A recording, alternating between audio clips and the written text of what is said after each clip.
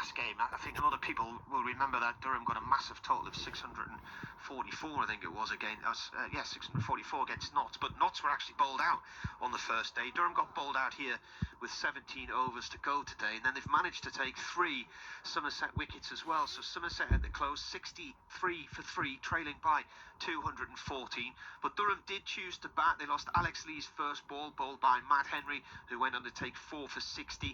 The few of them had starts.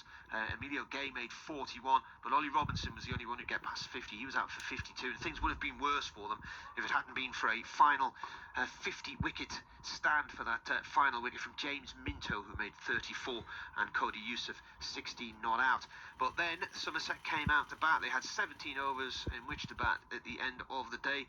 James Minto bowled Lewis Gregory for 5, a ball that he tried to leave, bounced back up and hit his bat and took his middle stump out the ground. And then just as you thought that Somerset were going to get to the close of play with 1 wicket down, Josh Davey edged to Ben McKinney in the slips on 24 off the bowling of Cody Youssef. And then without them adding another run, they also lost Tom Lammonby at the other end, caught behind by Ollie Robinson off the bowling of Mitchell Killeen, a ball that straightened up on him, and Mitchell Killeen leaping into the air in celebration as he took his first County Championship wicket on his debut.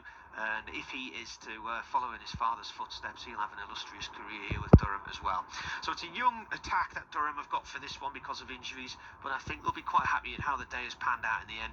63 for 3 Somerset, trailing by 214. Martin, thank you very much indeed. Day 2 gets underway at 11 o'clock tomorrow morning. You can listen on the BBC Sport website and app, or on your smart speaker. Just ask BBC Sounds to play Durham versus Somerset. You're listening to Total Sport here on BBC Radio Newcastle. Massive game for Sunderland tomorrow. Pretty big game, let's be honest, for Newcastle United on Sunday as well. Matthew Raisbeck, our Newcastle United commentator, is with myself and Ando in the studio. You've been speaking to Eddie Howe today. I've completely lost track of what day of the week it's been for about 3 weeks now, to be perfectly honest. But today is Friday, yes, which is why you were talking to Eddie Howe this morning. Yes, Sunday's huge. Which match is bigger this weekend?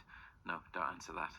I don't know, did you hear that we had a bit of a conversation about this on Wednesday night in terms of which match was bigger for the future of the football clubs, but not, I'm loath to play one match against the other. Yeah, just each other. Because they are significant for different reasons. But look, both have a football and a financial benefit, but at different points in the Premier League, I suppose.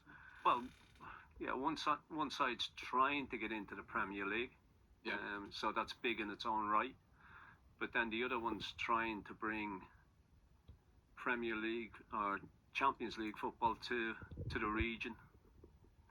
Get to see the best sides in Europe, so you choose which one's bigger.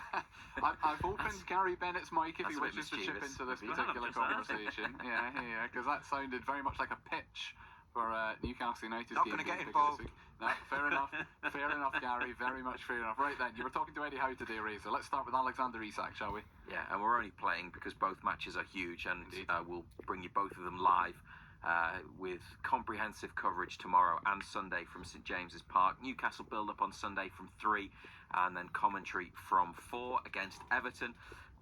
First of all today, Eddie Howe pre-match press conference. I asked for the latest on Alexander Isak, who didn't play against Arsenal because of what Newcastle called a minor groin injury. So, will Isak be available on Sunday? He is doing okay. He's hasn't trained with us yet, but he's made good progress through the week.